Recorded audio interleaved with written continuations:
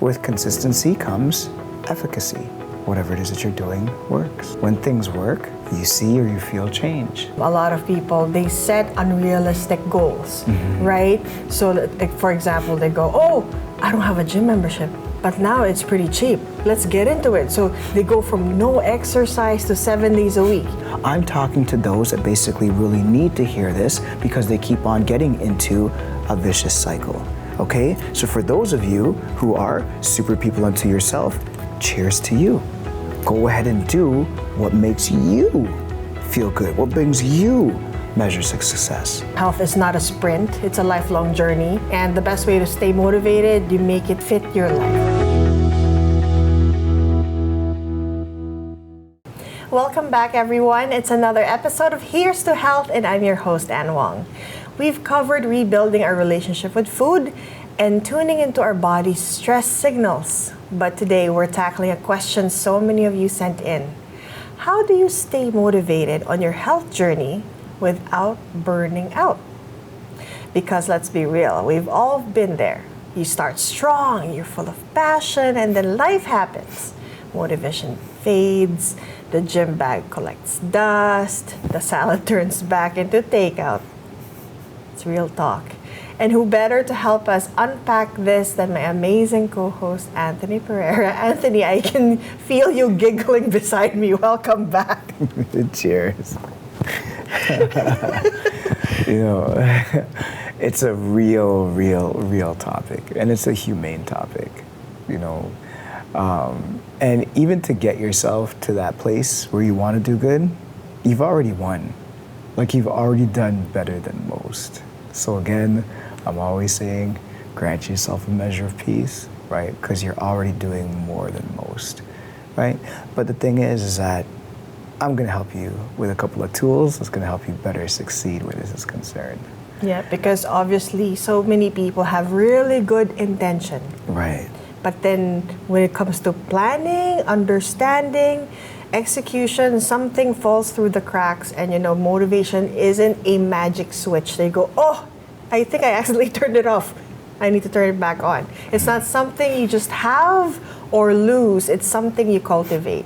And the biggest mistake we make, treating health like an all or nothing mission. We go from 0 to 100, restrictive diets, extreme workouts, no room for error, and then wonder why we crash and burn. So today, we're flipping the script. Instead of chasing motivation, let's talk about sustainability. That's a way better word, first of all. And then, so Anthony, in your coaching experience, what's the number one reason people lose motivation, and what's a better way to approach long-term health? Okay. If I was to summarize, right, this approach, we're gonna do it a little bit different today. I'm gonna start off with it, explain it, and then we're gonna end with it.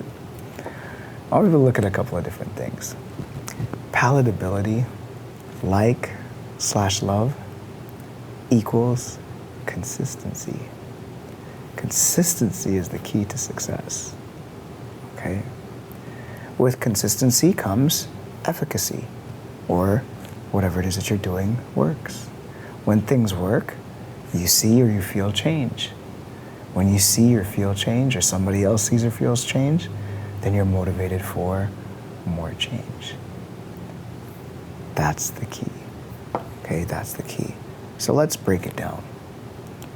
Palatability, like or love for what you do. Again, everything in life, right? I think that, again, it sounds corny, but life is love, right? The more love that basically you have in, like your life or your activities or that which it is that you do, is the more that you're gonna feel emotionally tied to it, the more that you're gonna basically be more drawn to it without obligation or thought, okay? So, take for instance, the gym. You wanna go and you wanna get fit. Do you like the gym? Did you go into the gym? Right, did you try it out before you basically invested in that $2,000 membership? Right, or those 80 personal training sessions? Right, did you try it out? Did you like it? Doesn't really matter. Look at any particular aspect of your life, whether or not it's your nutrition, whether or not it's the gym, whether or not it's your goals, the church that you go to, the friends that you spend your time with. The more that you like that which it is that you're doing is the more that you're gonna do it without obligation. And you apply these to every particular facet of your life. Do you need to lose weight just by going to the gym? No, of course, integrating weights is key and very, very important, right? But for those starting off, there's other activities that you can do.